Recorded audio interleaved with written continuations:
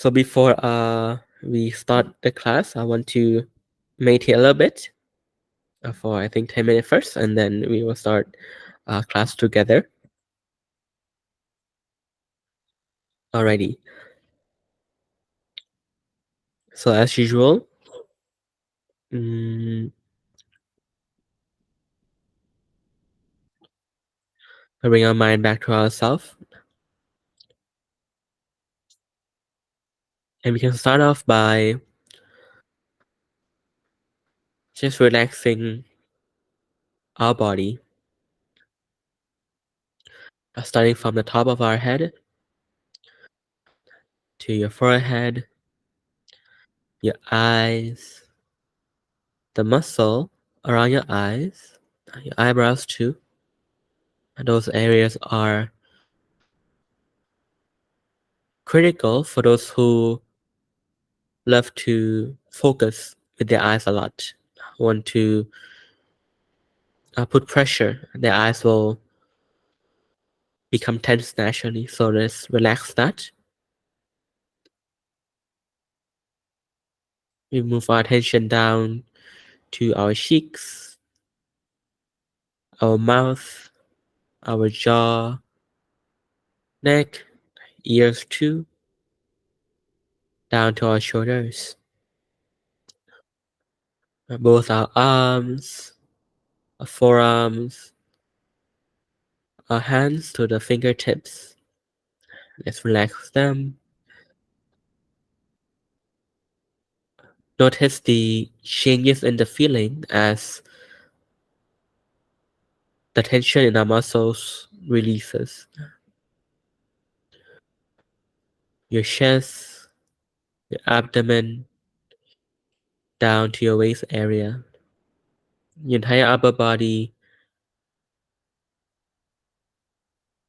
all checked, all relaxed, release, and feel the release of happiness too. That relief that comes from your muscle no longer being tense.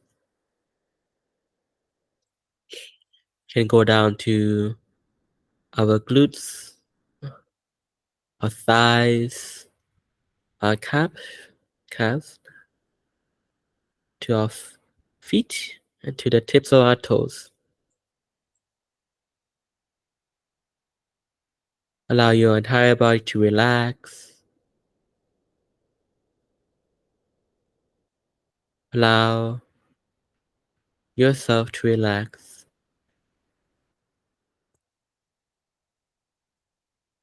Place your mind gently with your object and make it so that your entire body, the relaxed body, are without any internal organs.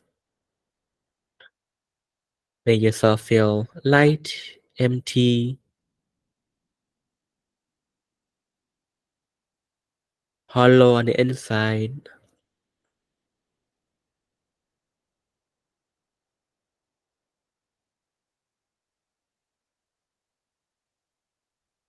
It allows you to feel lighter on top of relaxing.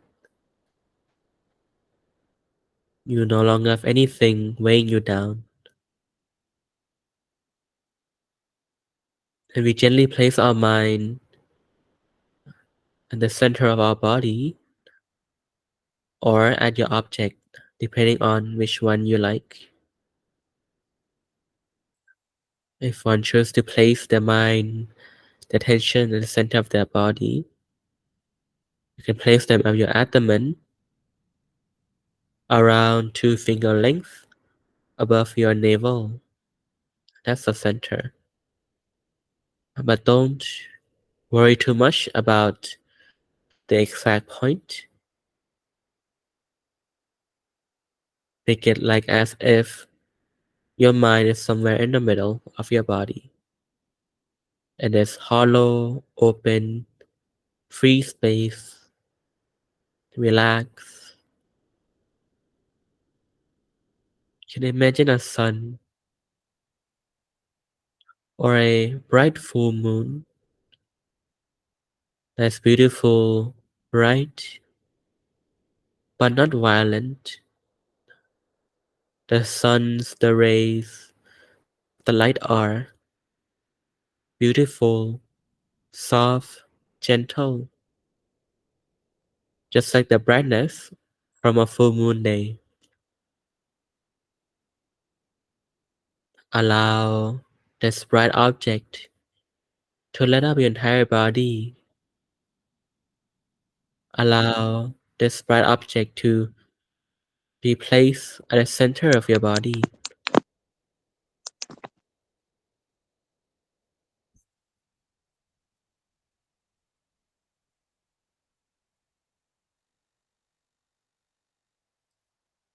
This is an object that you can focus on, you can imagine.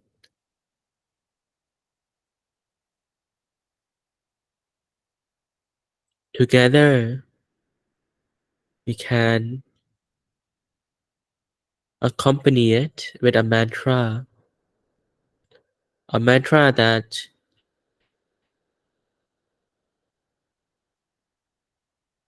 it feels like it is coming from the center of that sun, that moon, or bright object at the center of your body.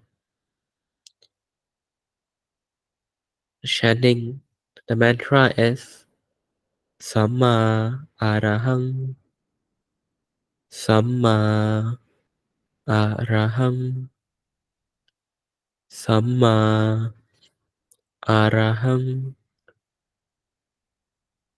meaning to be clean, be pure, be bright, far away from suffering. Or you can also use clear and bright, clear and bright, or any other mantra that you love to use.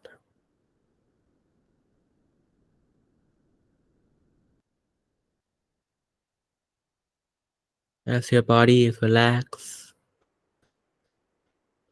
your inner body all empty, hollow, free from all internal organs, like a bubble, a balloon, with this bright, clear, beautiful object, like a sun or a moon that shines radiantly at the center of your abdomen, floating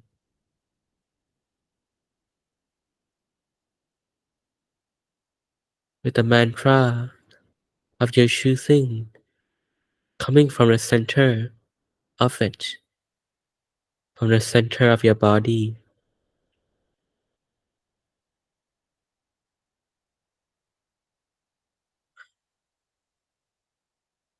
If it's too much, too heavy, you can stop, let go of the mantra, let go of the object, and just be still.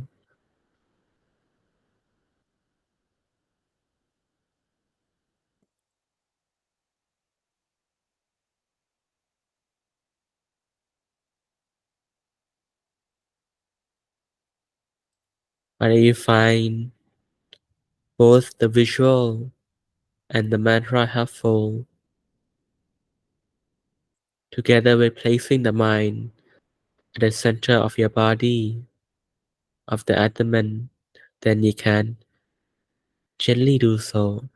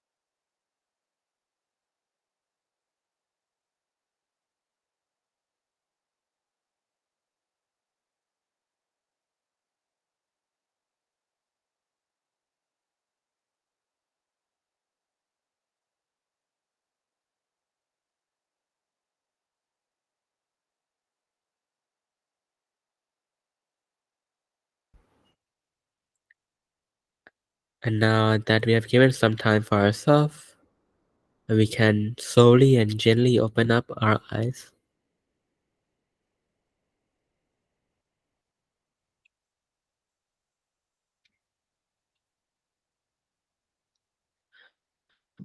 Can you guys hear me just fine? Hi, Lara. Yes. I have a bit of a different setup today, so I'm not sure. All right. Uh, anyone have any questions that they want to ask? If not, then I have a question to ask. Um, Yesterday,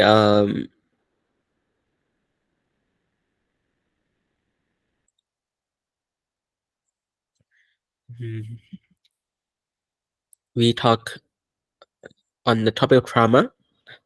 Um, talk about the topic of trauma.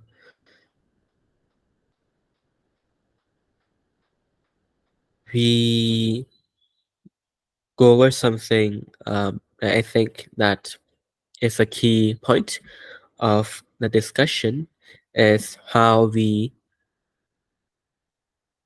you see with even though the subject matter is the same, but because of different approaches due to different goals, the narrative are different. For example, if one were to ask for information, then they would then have a goal to seek for more information because they want to kind of like learn more extensively compared to those who want to seek for a solution. Then they'll be solution oriented, focus on what is the problem, see if it's right or wrong or not, and then when the answer is given, they follow through with it.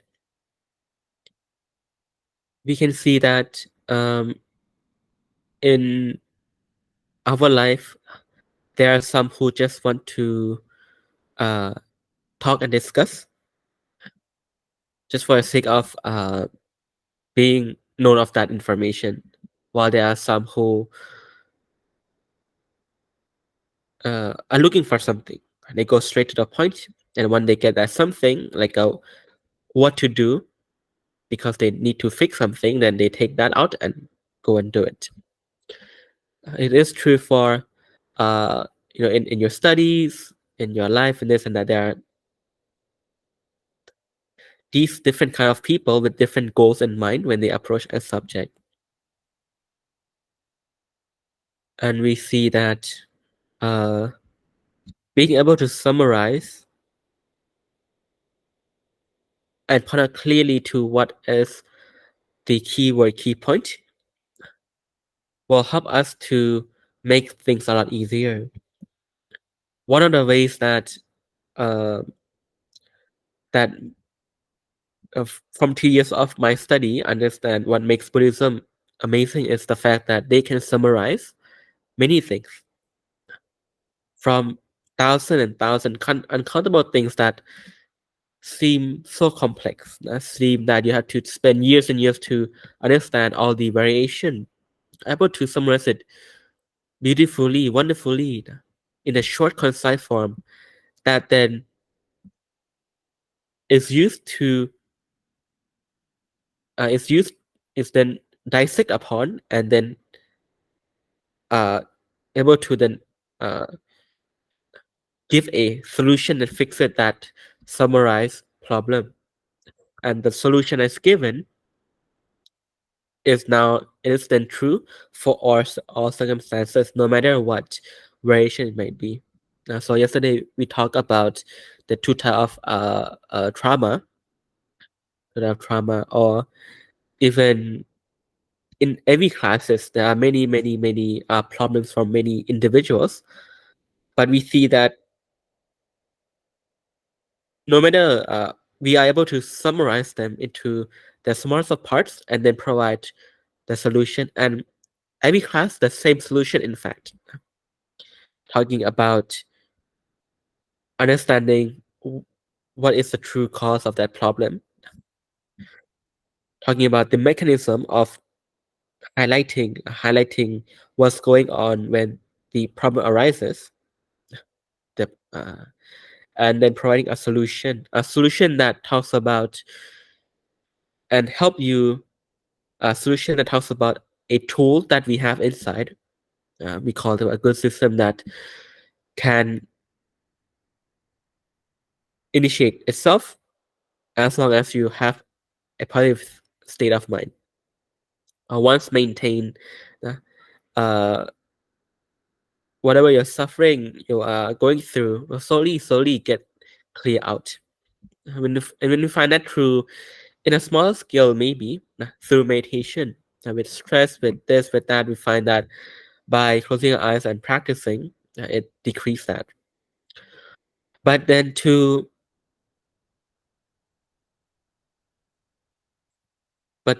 tackle something beyond or greater than that, it seems like for many people, this method that they have proven to be true for themselves in a smaller scale is too good to be true, too simple to tackle something as complex as, let's say, trauma or some other problem.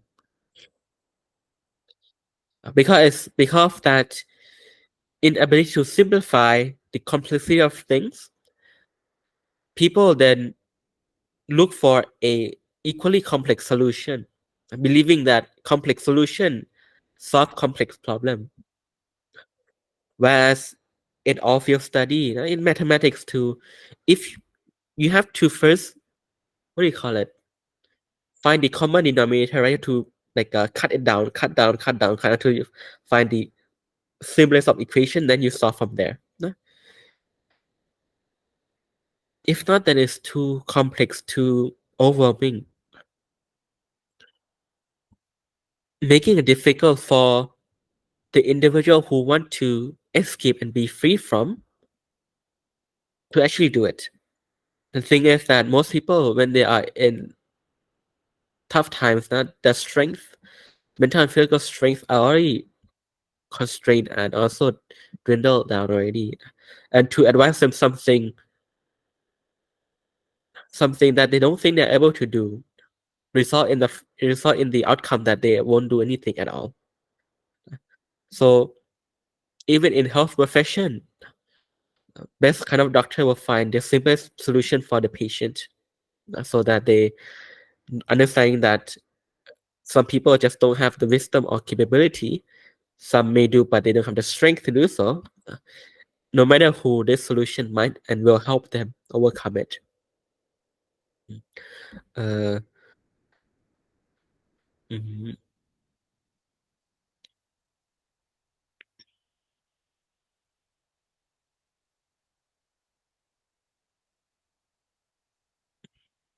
Okay. There's what do you call it? Okay. The main point that I want to get to with the first with everything that I just said is that we study Buddhism for what? As your own individual self. There are or even not only Buddhism but also other field of study, be it professional or something that you might think is like a hobbyist kind of thing.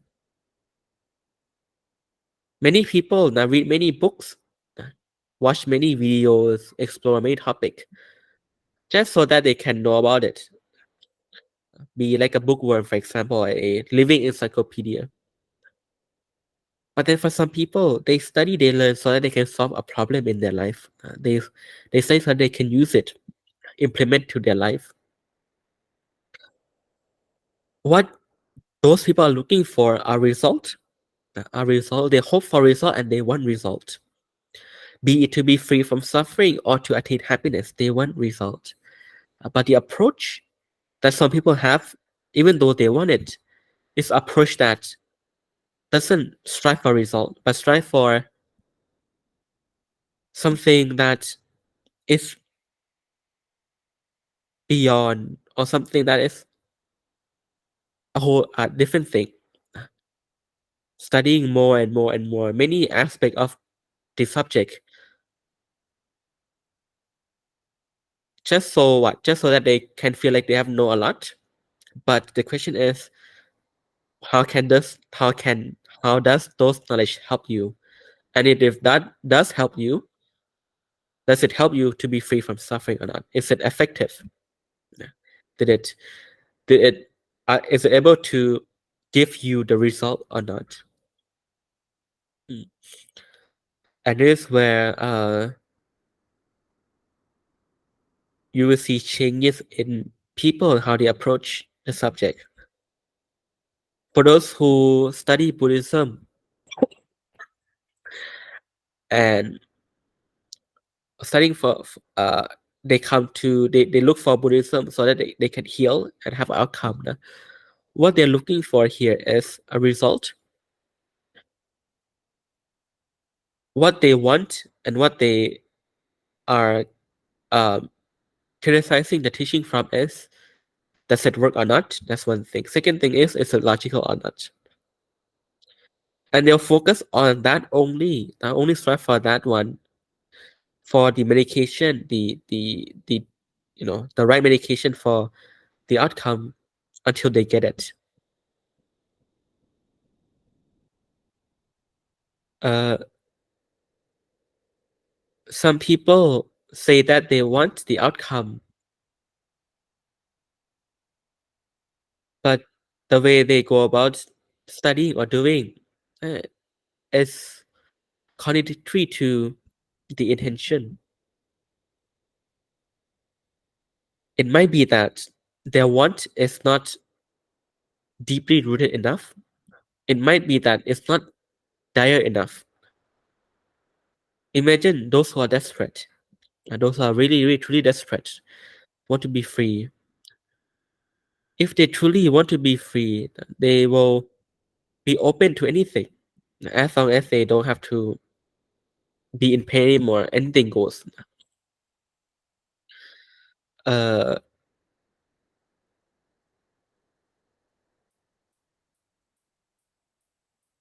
they will see the teaching as the truth, not because they blindly believe so, but they see it as a truth that maybe I try it and then prove it for myself. For many who work on this path, it is because what they learn and what they practice actually help them. That's what help them to have that strong base of faith and belief. Uh, but maybe, but then yet, not yet, after they are healed, or it's not at that dire situation anymore, it's not critical anymore, they then revert back to thinking like they used to think before. Revert back to the understanding like they used to understand before. Making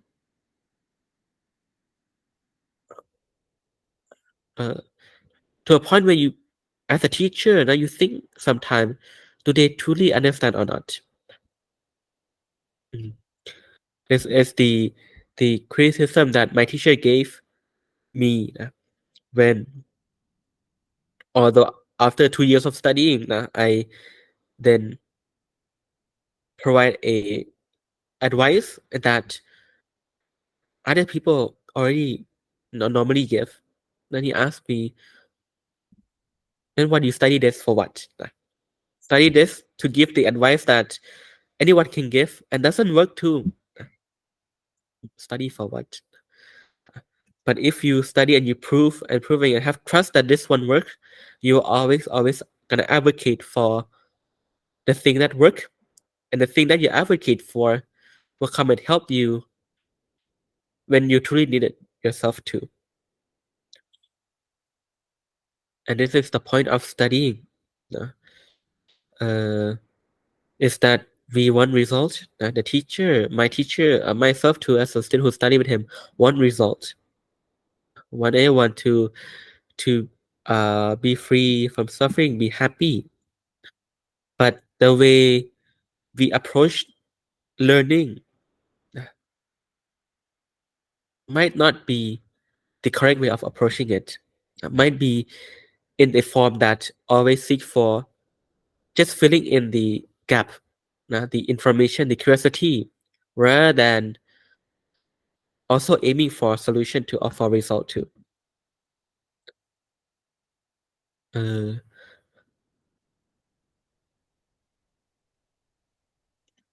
uh,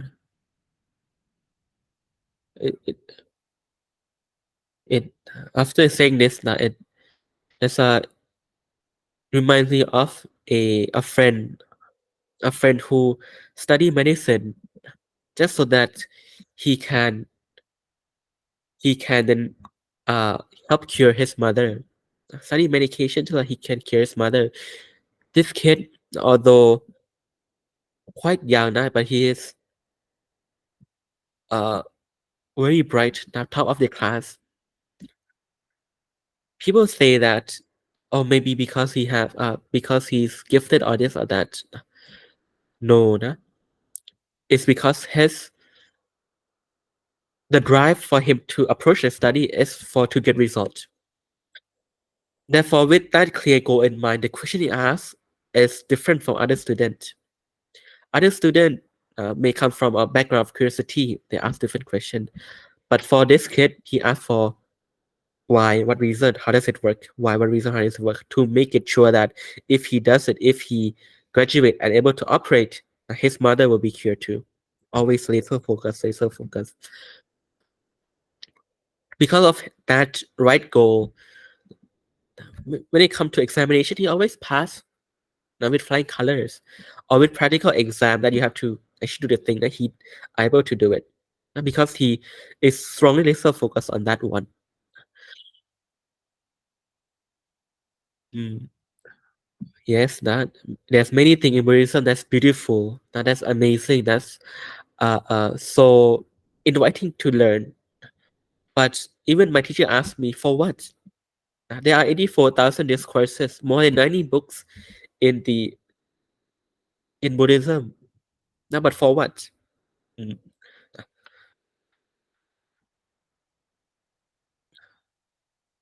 And out of those 84,000 discourses, 90 books, what is the core essence of everything? What is the starting point? What should be the starting point? The point that when you start off, then are able to branch out to all 84,000 discourses, all 90 books. What's the right beginning? What's the core essence? Because if you write start from right thing, the rest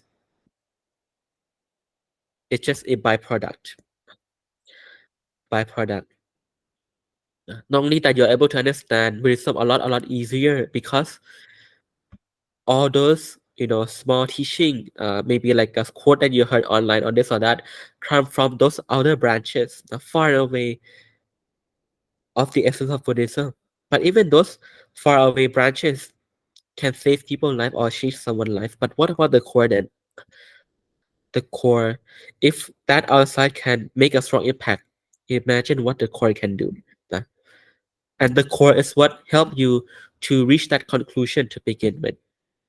Other people read theory, read book, they understand in the way that most people understand. But when you start at the core and have a later focus goal of choosing for result, the rhyme reason behind it, the mechanism, everything, why it works, then when you finally reach that chapter or that point where those branch out codes come to relevancy, you see it as something unfathomably profound. Just like how for us learning Einstein theory of relativity, E equal mc square, is you can brush off your shoulders of it. No, not so special.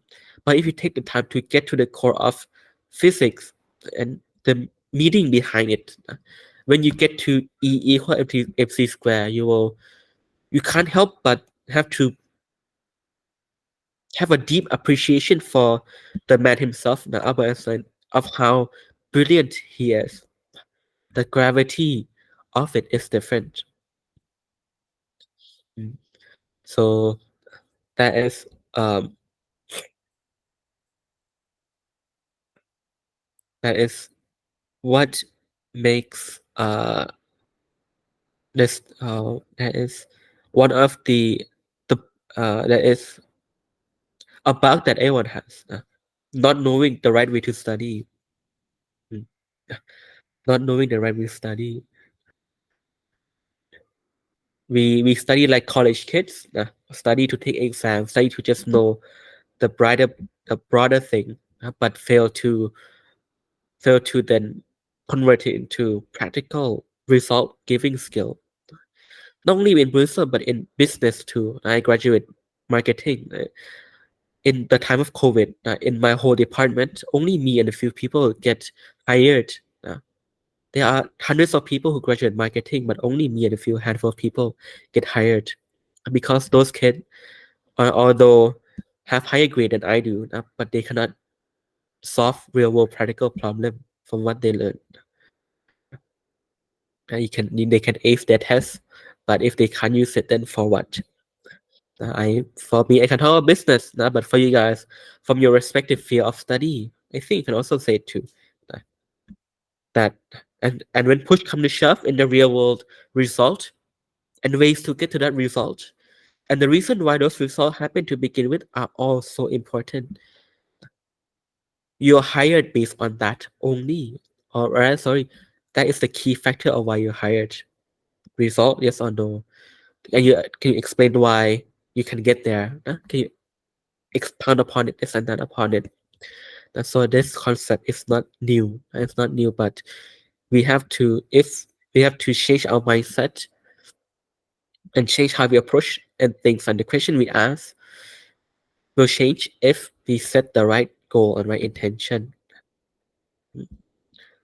That is what have drained many people who my teacher taught uh, like a year already. Then they study for a year, but it drained all that time away from them because they study like a college student, but not able to then pass the internship or the real world work.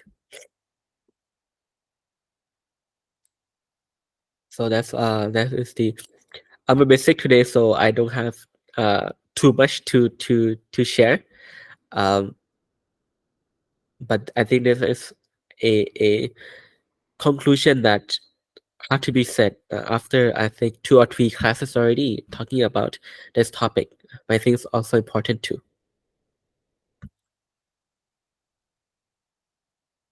Does anyone have a question or want to add on or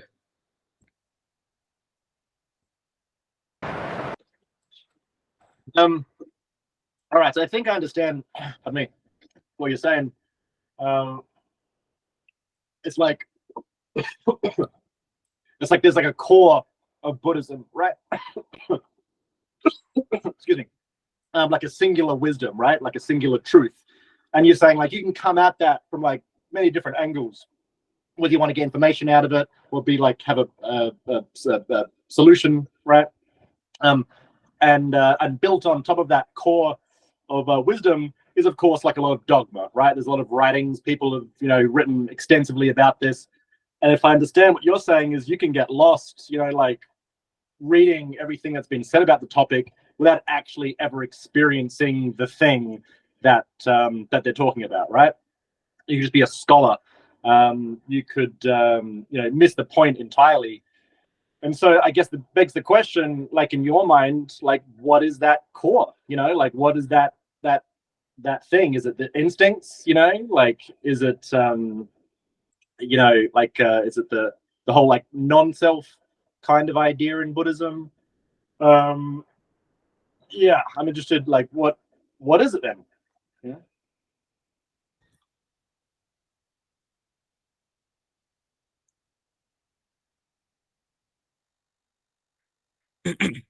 for this question? It's a very, very good one. So you're right, Tom. And what you're saying here is also true for any other topic that you study, right?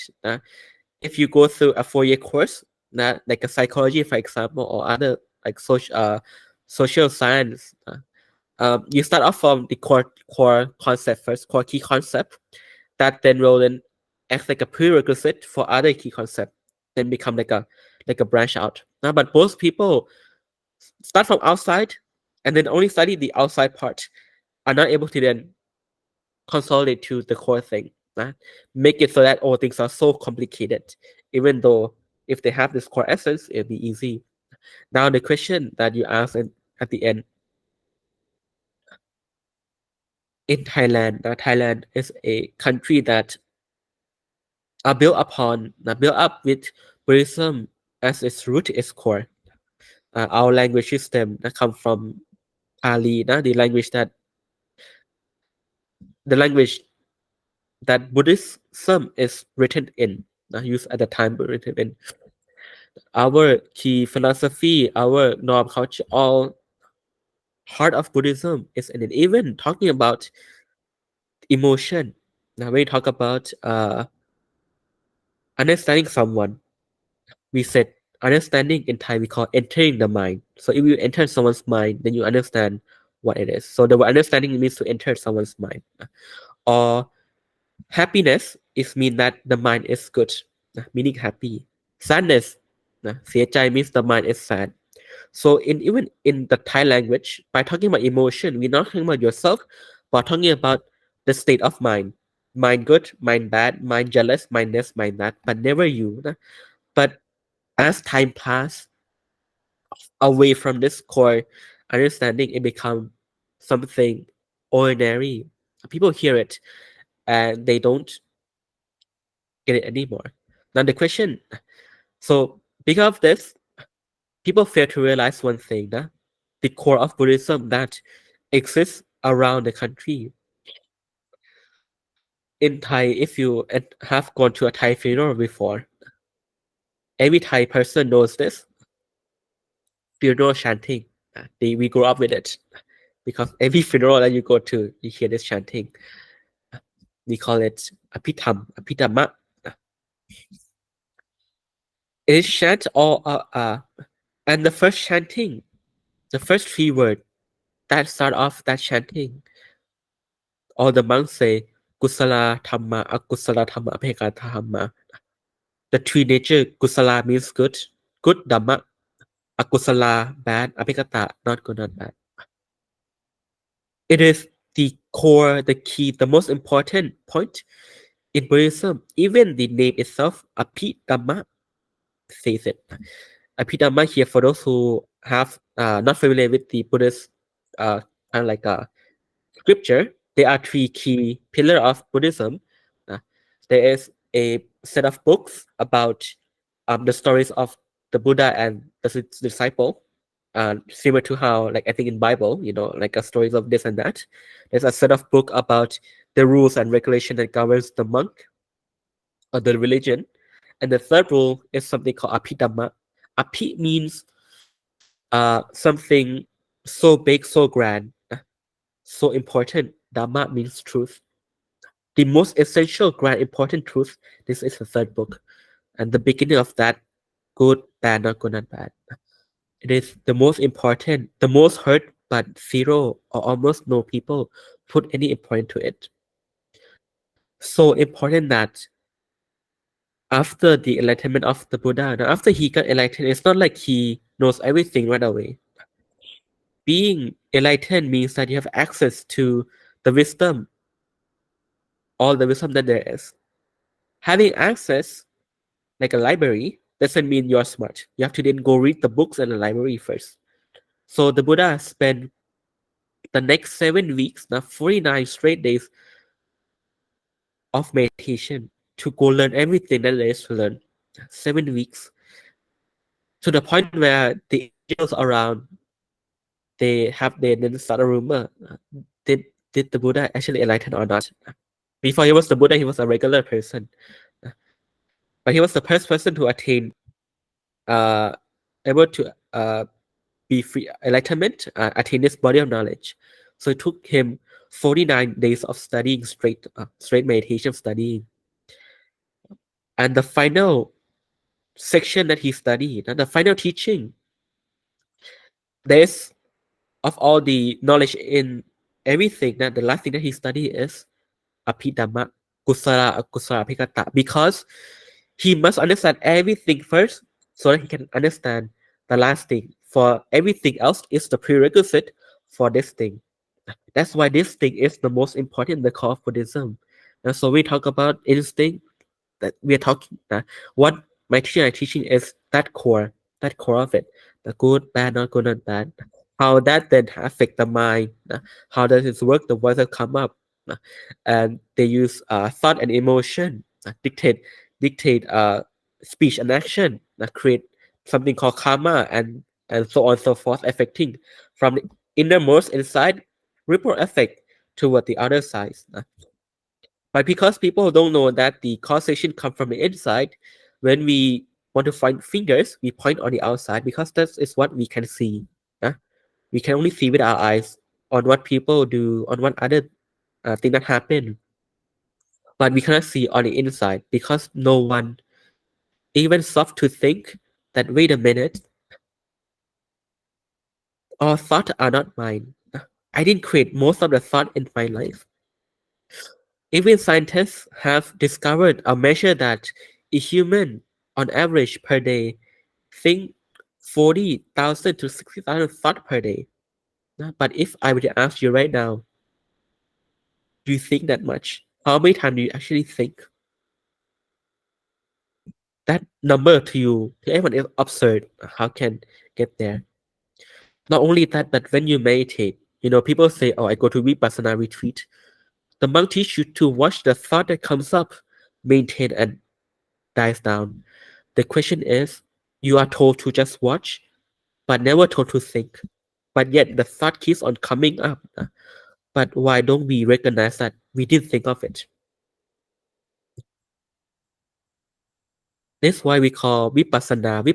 Vipassa means special. Seeing, sanai seeing. We means special. Pasana means seeing. So you're able to see a phenomenon that is special. Wait a minute, I didn't bring it up. It came up by itself. Always judging, always narrating, always this, always that. I cannot push it down. I cannot run away from it. I cannot imprison it. Trauma, the thing that we talk about, no one like to bring it up, but it's keep on coming up. Uh, Trying to be a good person, you have to fight with your own bad thought that arises. Have to counteract it. Um, who are you talking to? Who are you contradicting? These, but fail to recognize that it is those thoughts that once we accept, we follow through and then create action outward. So that is the core of Buddhism. Everything outside is to help in some aspect of that core. For example, um, the teaching of the Eightfold Path, the Noble Eightfold Path, although one of the most famous teaching, but it is a supplementary to the three nature or three instinct. The Noble Eightfold Path, if not understand about the Abhidhamma, that eight set of teaching become very elementary or surface level. But when you are able to understand it, the meaning changes. Uh, what I mean by the meaning change is that when you approach a study in your first year of study, that it means one thing for you. But after studying for 3 to 4 years and you come back to your first year lecture, every single word that your lecture teach now means something different to you. It might be repeating the same word, but it have now new significant, new underlying meaning, new everything. And you're able to see the beauty in the teaching in the field of study that you're learning right now. And that's why some people love to be academic, because when they look back, it becomes something profound. And this is how Buddhism should be learned, to elevate it more and more and more. Uh, so does that answer your question, Tom? Yes, thank you, Ajahn. Yes. I can still call you Ajahn, I feel like, because Ajahn just means I mean teacher. Yes. Yeah. Like Pra Ajahn is teacher, Yeah. master, Mean, right? yes. So Monk. Ajahn Jimmy still works. Yeah. No, very good. No, very good. So, oh yes, William, go ahead. Before that, can I give a comment to Tom first? So, which is why my teacher and I, we never go beyond this. Not because we don't have anything more. We do have more, and we are thinking, should we teach more than this or not? But we know that people who are on this path, just like you, Tom, will explore on their own. But if they understand the core teaching, then their life will be beautiful afterward, because they're able to understand no matter whose umbrella they are going to. Like, so we talk about Thich Nhat Hanh, for example. I'm able to understand the core, then Thich Nhat Hanh's amazing teaching will become easier to understand. This is why this core is so important. And we find that, many people are more knowledgeable in their own niche field of already. However, we provide this core study so that people who want to go further can go further if they really want to. No, I understand. I like the example you gave with E equals mc square. Obviously, like a lot can be built up around that. In the orbital mechanics and quantum physics, but like if you understand like the basic of it, you're reasoning up from first principles. Yeah. Correct. Yes, William. Well, I just want to talk a little bit about what you said, because maybe I'm wrong, but it seems you're a little dissatisfied with how we kind of continuously discuss that topic. And you talk about how, there's this core concept, and basically by over discussing, it seems like you're beating a dead horse. You're just discussing the same thing from different angles over and over again. And maybe that way you're avoiding that basic idea that you have to understand by trying to surround it with such complex ideas and philosophy and understanding. But I would like to also suggest respectfully that some people, even if an idea is simple and they know it, they hear that idea, it doesn't mean they understand it. And sometimes for people, what seems like aimless discussion is actually a method for them to understand. And even when I met you, we met at the Forest Monastery, and we talked about, because it's kind of a different philosophy between them and your monastery, you said, because they just come here, they just meditate, and it seems in the Forest tradition. Whereas from your tradition, I seem to recall, maybe I recall incorrectly, you understand the basis of that, and that's important for meditation. So I think what might seem like annoying over discussion to you might sometimes, at least in my case, be a way to wrap my mind around something in a way that I truly understand it. Because if I just hear something, I might be like, okay, I hear it, but I don't understand it. And maybe I'm wrong. And I think a lot of people, I don't want to say this is like a Western thing, but I think a lot of people in the West are kind of obsessed with this, like, I need to know everything to get it. You know what I mean? And it becomes like an egalitarian concept of knowledge. And I don't know if that's right, but I guess maybe that's how my brain works. And so that's why I'm sorry if I annoyed you with many questions. I didn't mean to do that, but that is just kind of a way for me to learn. And it might be for others as well, but maybe not. But I think what you said was quite deep about the concept of being careful not to avoid the main issue by just talking around it constantly. And I think that's something. Actually, the discussion, I was never annoyed. The thing is, for me, being grown up in this environment is easy. Now, it's easy because everything is built for us to understand. But then to from a separate part, it's difficult. Now, what am I lacking? I'm lacking that bridge. What is it that makes it now? How can I that bridge to understand? Oh, this is how people from the other side of the world thinks. Now, this is how they work. They this like that. Because my teacher, he cannot speak English. I was the first student who translated full time. Also teach what he taught in English, the first person. But I still can't escape the well, the good thing is that it's easy for me. The difficult thing is that how can I then make it easy for other people without the the what do you call it? The blessing or the privilege that I've been with regarding this specific topic. So that part of the discussion, I even bring up to him, like, I learned a lot of how then from where they're coming from, the way the teaching or the understanding of the world around is built on that misconception. So we are able to see the bugs here and there. Now, not being able to nip it in the bud is the fault line to person. Not for me for not find just the key point that strike people that say, oh, now this is the key. But also at the same time too might also be on the opposite side. But I cannot fix on that part.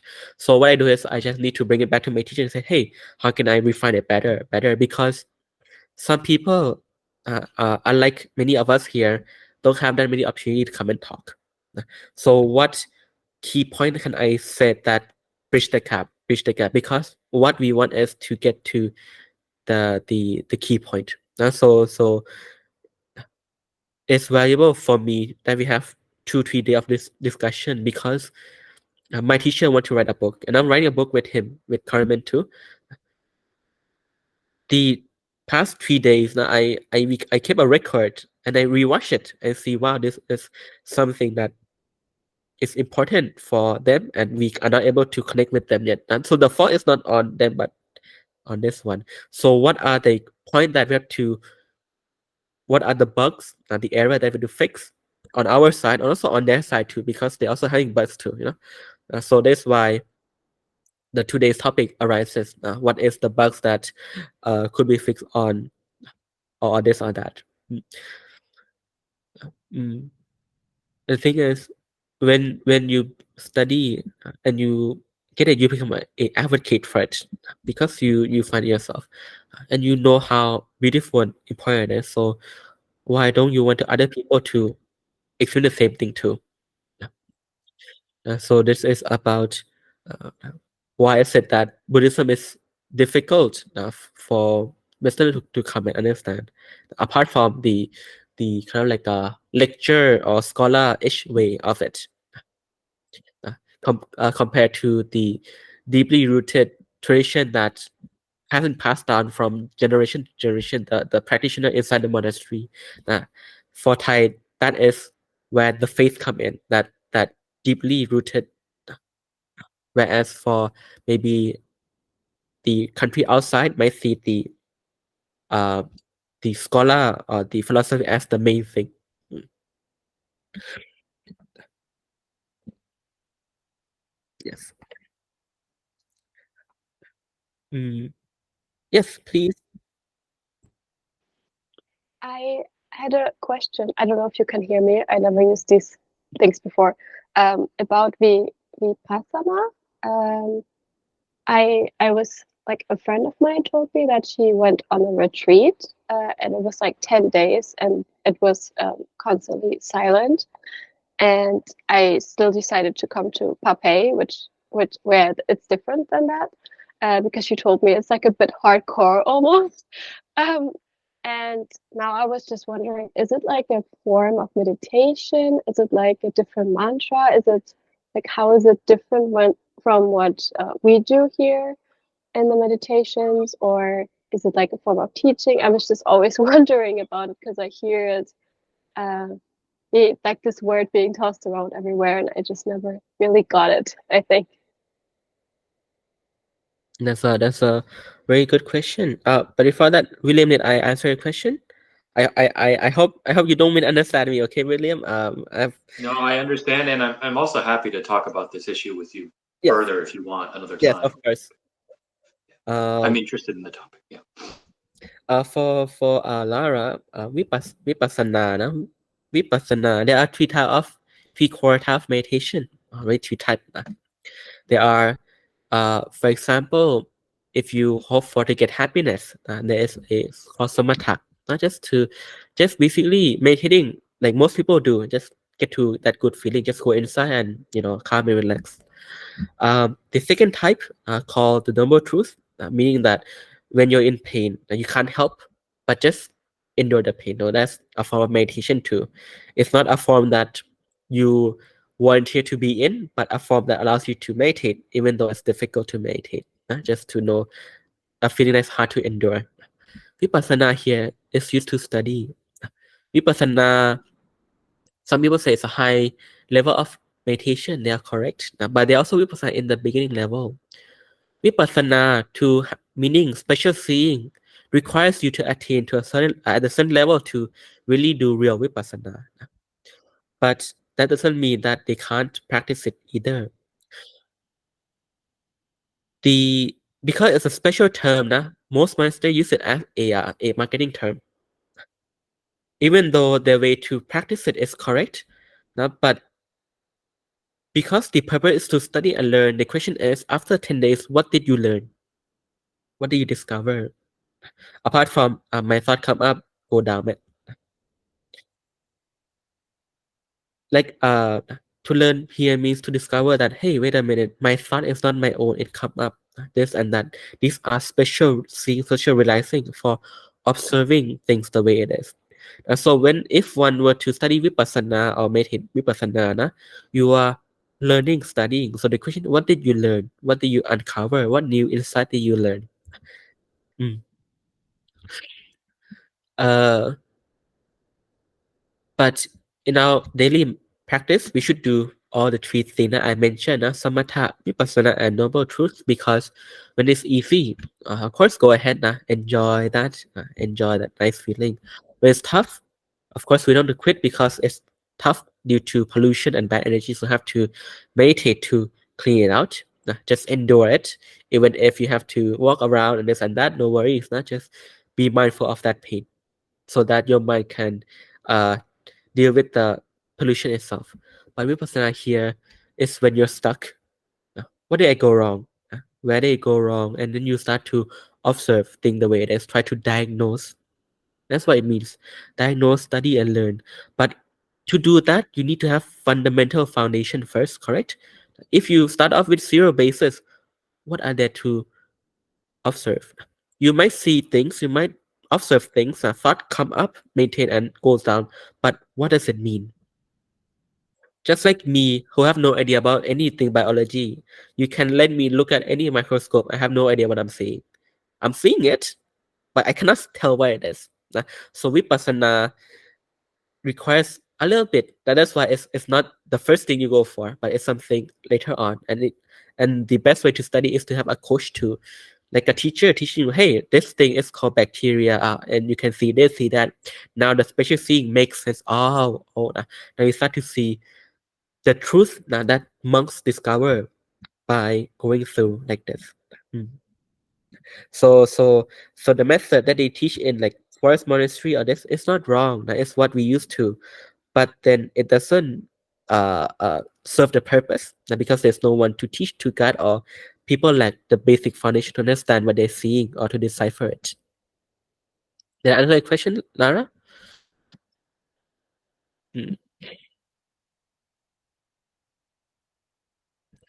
All right. Anyone have any other questions?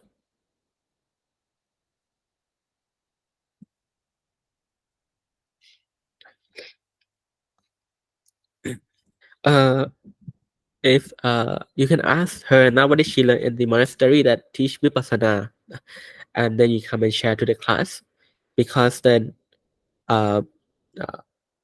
I can be asked my teacher if I can share, then I can explain, oh, they learned this because what they're trying to study, what they're trying to learn. Now, because the method is it's not fake. It is passed down from many generations. So that is what the master of their master uses. But we need to understand, why did the master use that method? What is the purpose of it? What is trying to discover? That's it's what makes the method special. Mm. All right.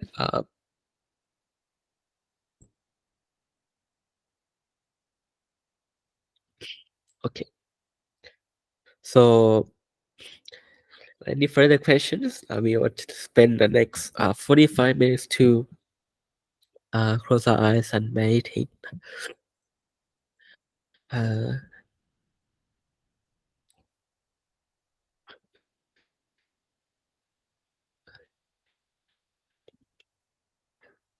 Yes, Leo, go ahead. Can I ask a question? Yes, you can. Okay. Have you this robe, by the way? Ah, okay. I attend Tibetan Buddhist classes on my free time once a week in like person. And it's very like beginner friendly. And I thought it would be a great thing because I still consider myself a beginner. And I thought it would be a great way to kind of complete my knowledge, because what we're learning is like Thai Buddhism in a way. Uh-huh. Like I don't know if it's the correct way to call it. And the teacher was telling people to do something, and I was wondering if it's a good trick, because I don't really agree with it, but maybe you will, and I'm in the wrong. But he was telling the students that when you start meditating, the first time your mind tells you to stop, you push through. The second time, you ask yourself if you can continue. If you can, you go on, and if you can't, you don't. And the third time, you just stop. And I was wondering, because he calls it like the rule of 3. But I was like, if I was listening to my mind every time it was telling me to stop meditating, I wouldn't go anywhere. And so like I did question him. I raised my hand. I was like, is this really good? I didn't say it that way. I was trying to be respectful, but I did really question him, because if every time I was listening to my mind, like in an hour-long meditation, my mind would probably tell me 10 times to stop. So if every time at the third time I'm like, okay, bye, I feel like I wouldn't get anywhere. And I feel like all that my mind is trying, all that my bad nature is trying to do is to get me to stop. So like this is just listening to it. And yeah, that's my question. So because I'm not familiar with Tibetan teaching, but I think what he said, I think I understand the reason behind it. But the first thing is, when you are facing difficult things, push through, right? Push through. That's the first. But second time, push through. If it doesn't go through, stop. Third time, just stop. Correct? Is that the 3 steps? Yeah. Okay.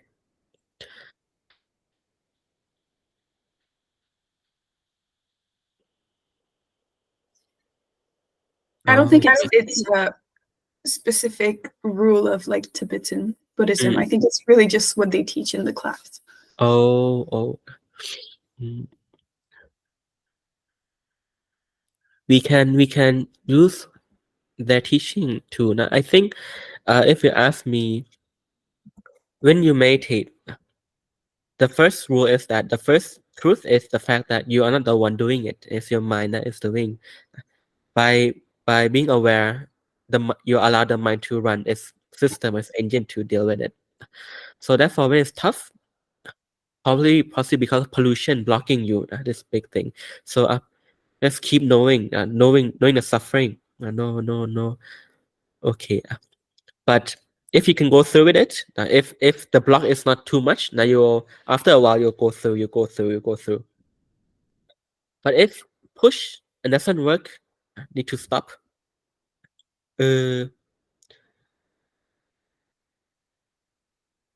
อาจจะนะ because might be because that you have to stop and ask why doesn't it work, but people might not ask that, so therefore third time if it's difficult, then stop for what? Now stop doesn't mean stop everything. Stop because you are stuck at this level. Take your experience and go ask your teacher. Like you can't solve a problem. Now, teacher, I tried, I can't go on. Nah, you told me to just keep knowing, I keep knowing, but it doesn't fix. So third time I shouldn't do it because then I will just headbutt it. What am I missing here? Now, so a teacher will come and say, oh, this time it's like this, it's like this, it's like this. Why don't you try to do this instead? When you have the solution, you can go try again. And then if the teacher's correct, then it should work. That's true. So I guess that is the only way for me for that teaching to make sense. I think like the teaching, the thing is that if it's the teaching from the teacher and master, it should work. So have to find why does the master teach like that. So I think that is for me the most logical way of why they are this like a rule of thumb. Okay. Thank you. But you're right. If the battle you stop all the time, then you shouldn't. But we have to be critical and wise about it. If like we tried, we can't, then go to teacher. But if we tried, we can, we go on. All right. Okay. Any more questions? Good. Thank you, Leo, for sharing. And this is now because of your question, I get to learn something new too about what you learn and this and that. And you see, this is where with the right view understanding, all teaching come under one umbrella. Under one umbrella. So, but if not, then you're like, hey, this is different from my teacher or this or that. And if not true, then have some crash. So this is a very beautiful example. So thank you very much.